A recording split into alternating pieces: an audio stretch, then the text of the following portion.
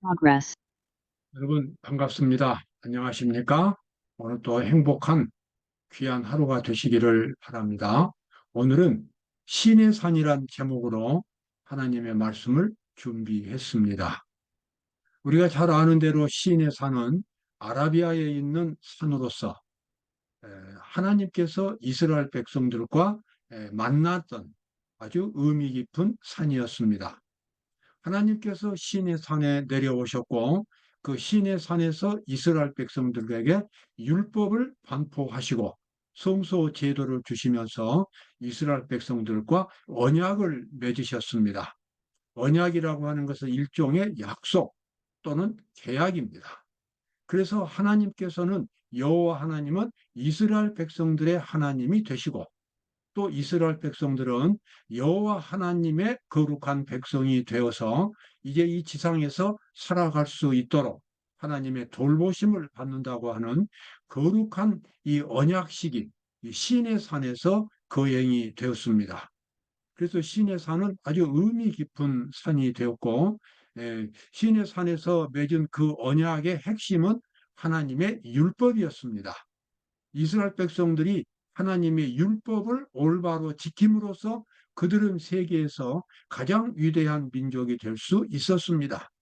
그런데 그로부터 거의 1500년 후에 이제는 예수님이 시내 산에서 멀지 않는 곳인 갈릴리 바다의 어느 야산에서 자그마한 산에서 또 하나님의 율법을 예수님이 또 가르치셨습니다. 그 내용은 같은 것입니다. 하나님의 백성들의 가장 중요한 사명과 의무는 신령한 하나님의 율법을 온전히 지킴으로써 거룩한 백성이 된다고 하는 것이 그 핵심이 되겠습니다. 신의 산은 그런 의미에서 이스라엘 백성들이 하나님의 율법을 가운데 두고 하나님과 거룩한 언약을 맺었던 매우 엄숙한 장소가 신의 산이 되겠습니다. 이 신의 산의 의미는 오늘 우리에게도 매우 중요한 의미가 있습니다. 왜냐하면 과거 이스라엘 백성들이나 우리나 다 똑같은 하나님의 거룩한 백성들이고 그 의무와 사명도 역시 같기 때문에 그렇습니다. 제3일에 3일 아침에 우레와 번개와 빽빽한 구름이 산 위에 있고 나팔 소리가 심히 크니 진중 모든 백성이 다 떨더라. 모세가 하나님을 맞으려고 백성을 거느리고 진에서 나오매 그들이 산 기슭에 섰더니 이제 에집트에서 나오고 홍해 바다를 건넌 후에 이제 드디어 얼마 되지 않아서 이스라엘 백성들은 시내 산에 도착을 했습니다. 그래서 하나님께서는 이제 시내 산에서 이스라엘 백성들과 엄숙한 언약, 계약을 맺을 것으로 그렇게 준비를 하셨습니다.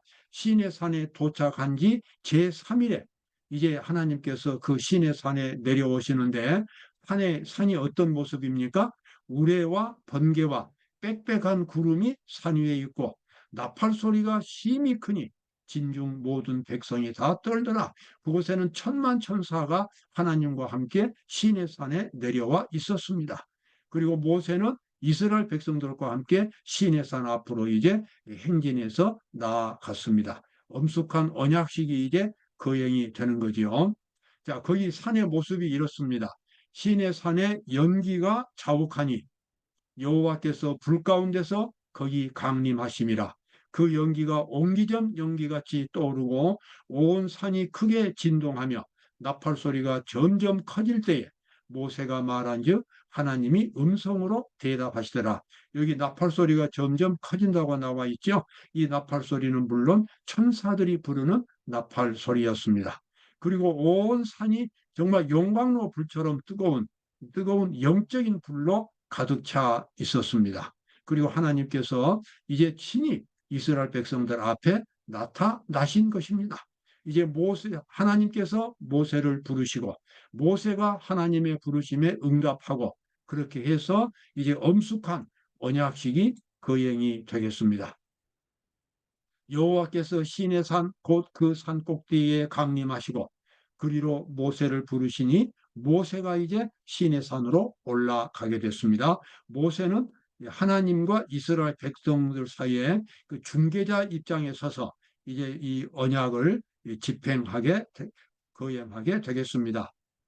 하나님의 병거가 천천히요 만만이라 주께서 계심이 시내 산에 성소와 같도다. 그래서 하나님께서 시내 산에 강림하셨을 때에 천만 천사들이 그곳에 함께 내려와 있었습니다. 자, 하나님께서 이제 언약식을 거행하시면서 이렇게 말씀하십니다. 세계가 다 내게 속하였나니 너희가 내 말을 잘 듣고 내 언약을 지키면 너희는 열국 중에서 내 소유가 되겠고 너희가 내게 대하여 제사장 나라가 되며 거룩한 백성이 되리라. 여러분, 여기 하나님께서 지금 이스라엘 백성들에게 하신 이 항목 하나하나마다 얼마나 고귀한 특권인지 모릅니다. 하나님께서 명령하셨으니까 명령을 지킨다고 하는 그 의무감이 물론 긴장을 일으키게 됩니다. 그러나 이 하나님의 말씀 속에 포함된 그 거대한 축복은 말로 다 표현할 길이 없습니다. 이 지상에서 하나님의 거룩한 백성으로서 살아간다고 하는 것은 이것은 어떤 국가도 어떤 사람도 흉내낼 수 없는 거대한 축복이고 위대한 신분입니다. 세계가 다 내게 속하였나니 너희가 내 말을 잘 듣고 내 언약을 지키면, 여기서 언약이라고 하는 것은 하나님의 율법입니다. 그래서 십계명을 언약이라고 부르고 십계명이 들어있는 그 상자를 언약궤라고 부릅니다. 하나님과의 약속의 핵심은 바로 하나님의 율법이고 십계명입니다. 하나님의 백성들이 신앙생활을 잘한다고 하는 것은 하나님의 율법을 온전히 지키는 것을 의미합니다. 그리고 하나님의 모든 축복도 순종에 따라서 내려지게 됩니다. 여기서 우리는 다시 한번 우리가 왜 하나님을 믿는가, 하나님을 믿는 목적이 무엇인가를 분명하게 이해를 해야 되겠습니다. 바로 그것은 하나님의 율법을 거룩하게 지키는 것입니다. 그것이 신앙생활의 목적이 되는 것입니다. 너희가 내 말을 잘 듣고 내 언약을 지키면 너희는 열국 중에서 내 소유가 되겠고 제사장 나라가 되고 거룩한 백성이 되리라. 정말 이스라엘 백성들이 하나님의 말씀에 충실한다면 그들은 세상에서 어떤 민족도 누리지 못하는 고귀한 특권과 그 신분을 얻게 될 것입니다. 어느 백성도 누릴 수 없는 놀라운 특권을 누리게 될 것입니다.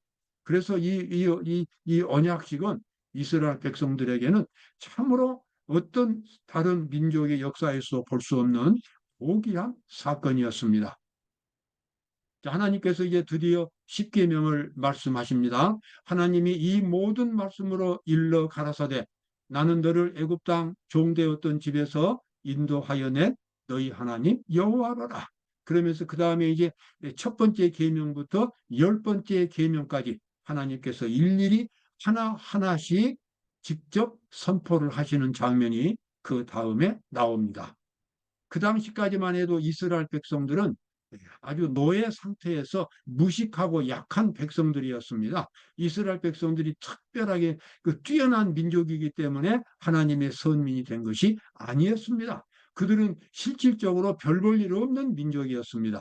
그러나 하나님께서 아브라함을 선택하셨고 아브라함의 후손인 이스라엘 백성들을 선택하셨기 때문에 그들이 거룩한 백성으로 된 것입니다. 이스라엘 사람들은 노예 민족으로부터 만왕의 왕의 특수한 보배로운 백성이 되어 모든 민족 위에 뛰어나게 되었습니다. 그때부터 이 이스라엘 백성들은 이 지상에서 아주 특별한 정말 거룩하고 뛰어난 그런 민족으로 살아갈 수 있는 기초를 이 하나님과의 언약식에서 찾을 수 있게 되었습니다. 하나님께서 십계명을 다 말씀하신 후에 또 거기에 부차적인 또 율법들을 더 주셨습니다.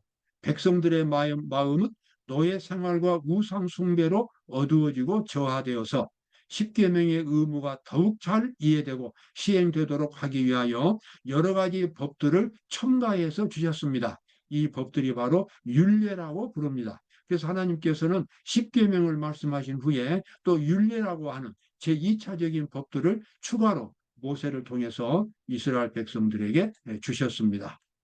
그리고 나서 이제 하나님께서는 특별히 그 중에서 가장 핵심이 되는 십계명을 이제 이스라엘 백성들에게 모세를 통해서 주신 것입니다. 여호와께서 모세에게 이르시되 너는 산에 올라 내게로 와서 거기 있으라. 내가 그들을 가르치려고 내가 율법과 계명을 친히 기록한 돌판을 내게 주리라. 하나님께서 돌판에다가 십계명을 기록하시고 모세에게 주셔서 이스라엘 백성들에게 전달하도록 그렇게 하셨습니다. 십계명은 하나님의 손으로 직접 기록한 율법입니다. 여러분, 십계명이 얼마나 중요한 법인가를 우리가 다시 한번 이해하게 됩니다. 하나님의 이 십계명은 천국 하나님의 나라의 기초가 되는 법들입니다. 그래서 우리가 천국 백성이 되려면 십계명 속에 포함된 그 거룩한 정신, 하나님의 형상, 그 정신을 우리가 온전히 이해하고 그 십계명의 정신에 우리가 완전히 조화를 이루는 그런 사람들이 될 때에 천국 백성이 될 수가 있겠습니다. 하나님께서는 십계명을 친히 돌판에 기록하셔서 이스라엘 백성들에게 주셨습니다. 그런데 이 하나님의 율법을 이렇게 주시면서 또 하나의 중요한 것을 하나님께서 백성들에게 주셨는데 그것은 성소라고 하는 것입니다. 성소는 제사를 드리는 집입니다. 그래서 구약의 이스라엘 백성들은 성소에서 짐승을 잡아가지고 그 피를 뿌리고 그 고기를 태우면서 하나님 앞에 제사를 드렸습니다. 여러분, 이 제사가 왜 그렇게 필요할까요? 왜 하나님께서 특별히 이 성소와 제사 제도를 주셨을까요? 그 이유는 여기 나와 있는 말씀 속에서 볼 수 있습니다. 내가 그들 중에 거할 성소를 그들을 시켜 나를 위하여 짓되 무릇 내가 네게 보이는 대로 장막의 식양과 그 기구의 식양을 따라 지을지니라. 출애굽기 25장에 나와 있는 말씀입니다. 하나님께서는 모세에게 모세의 생각대로 하나의 천막을 지어서 제사를 드리라고 그렇게 말씀하시지 않았습니다. 그렇게 하실 수 없었습니다. 왜 그렇습니까? 그 성소라고 하는 것은 예수님의 십자가를 상징하는 제사였습니다. 아직 십자가가 세워지지 않았기 때문에 백성들이 자기들의 죄를 대신해서 죽어줄 이 짐승들을 통한 제사, 그 제사가 결국은 십자가에 의해서 이제 그 목적이 성취가 되는데 십자가를 미리 경험할 수 있도록 성소 제도를 주신 것입니다. 그러므로 이 십자가는 하나님이 준비하셨고 독생자이신 예수님이 십자가에서 구속 사업을 완성하셨습니다.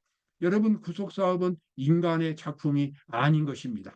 그것은 하나님의 작품이고 하나님의 거룩한 사상대로 하나님의 능력대로 죄인을 구원하셔야 되는 것입니다.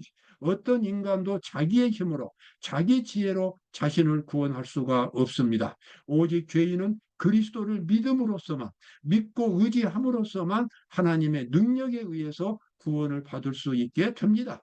하나님의 말씀에 의해서 그 말씀의 모든 과정을 거쳐감으로써 구원을 받을 수 있게 됩니다. 마치 환자가 병원에 가면 환자가 환자를 치료하는 것이 아니라 의사가 환자를 치료하듯이 죄인도 오직 하나님만이 죄인을 치료하실 수 있습니다. 따라서 그리스도의 십자가를 상징하고 하나님의 구속 사업을 상징하는 이 성소는 모세가 지을 수 있는 모세의 생각대로 지을 수 있는 그 같은 성소가 아니었습니다. 여기 나와 있는 말씀대로 내가 그들 중에 거할 성소를 그들을 시켜 나를 위하여 짓되 무릇 내가 네게 보이는 식양대로 그대로 지을지니라. 하나님의 구속 사업은 하나님의 계획대로 세워져야 하기 때문에 모세는 성소를 하나님이 주신 그 청산인대로 지어야만 했습니다.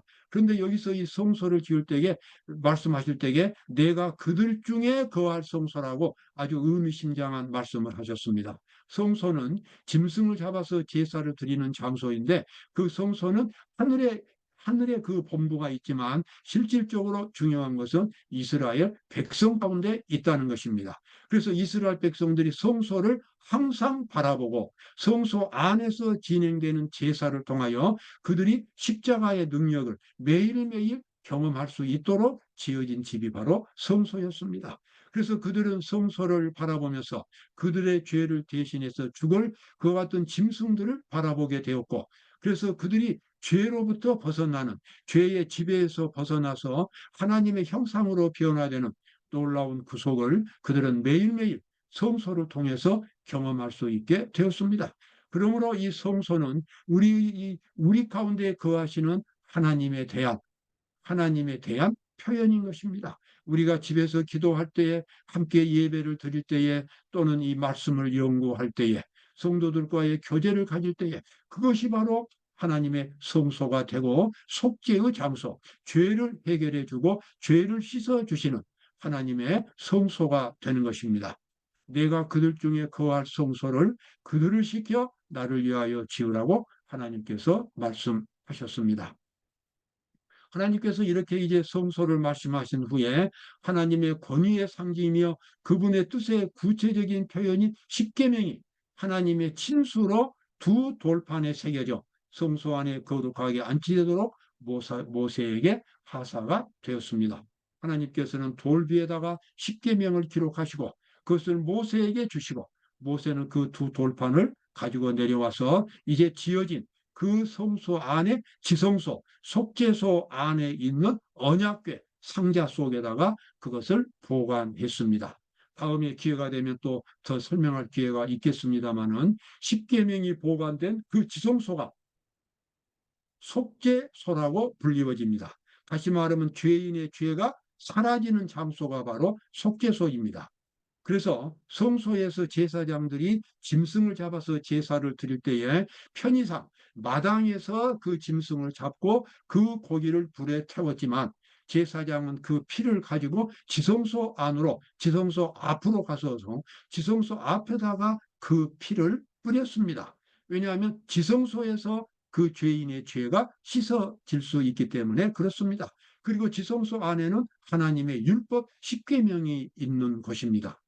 십계명이 있음으로써 죄인은 그 십계명 앞에서 하나님의 모습을 보게 되고 하나님의 품성을 보게 되고 하나님의 품성 앞에서 자기의 타락한 모습을 보게 되고 그래서 죄인이 깊이 회개하게 됩니다. 그래서 이 죄가 씻어지는 장소는 마당이 아닙니다. 오늘날 많은 신자들이 마당에서 죄가 씻어진다고 생각하지만 그렇지 않습니다. 하나님의 율법이 있는 속죄소에서 죄인의 죄가 씻어지는 것입니다. 율법에 대한 순종이 없다면, 율법을 바라보고 회개하지 않는다면 죄는 씻겨지지 않습니다. 오늘날 그리스도인들은 율법이 없이 그저 믿음만 강조하면 죄가 씻겨질 것처럼 생각하지만 그것은 잘못된 생각입니다. 죄는 반드시 속죄소 안에 들어가야 하고 그곳에서 죄가 씻어지는데 죄인은 하나님의 십계명, 하나님의 거룩한 율법, 하나님의 그 품성 앞에서 자신의 죄를 회개함으로써 죄가 씻겨지게 되겠습니다. 우리가 그러한 속죄의 원리를 깊이 이해를 해야 되겠습니다. 자, 이렇게 함으로써 이스라엘 백성들은 이제는 아주 세상에서 위대한 민족으로 탄생하게 되었습니다. 이스라엘 사람들은 노예 민족으로부터 만왕의 왕의 특수한 보배로운 백성이 되어 모든 민족들을 위해 뛰어나게 되었습니다. 그들에게 신성한 임무를 맡기기 위하여 그들을 세상으로부터 분리시켰습니다. 이스라엘 백성들은 구약 여러 민족 가운데서 매우 특별하고 거룩한 하나님의 백성이 되었습니다. 예수님의 십자가 이후에 이제 이스라엘 백성들이 선민의 자격은 상실했습니다. 더 이상 이제 이스라엘 백성들이 하나님의 백성들만이 그 특별한 백성이 아니라 이제는 그리스도인들이 예수 그리스도를 믿고 하나님을 의지하는 거룩한 그리스도인들이 이제는 하나님의 백성이 되었습니다. 그래서 똑같은 원리로 그리스도인들이 오늘날 세상 사람들 가운데서 이제는 특별한 민족이 되는 것입니다. 제사장의 나라가 되고 하나님의 소유가 되고 하나님의 영광을 나타내 하나님께서 그들을 얼마나 행복하고 영광스럽게 만들어 주셨는가를 세상 사람들에게 보여주고 그들에게 참 하나님을 가르쳐주는 보여주는 그와 같은 특별한 민족이 오늘날 이스라엘 백성들 시내 산에서 하나님의 선민으로 탄생했던 이스라엘 백성들처럼 오늘날 그리스도인들은 이제는 하나님의 선민으로서 세상 사람들에게 하나님을 보여주는 그러한 특별한 백성들이 되겠습니다. 오늘 그러한 특별한 백성으로서 오늘도 거룩하고 행복한 하루가 되시기를 바랍니다. 감사합니다.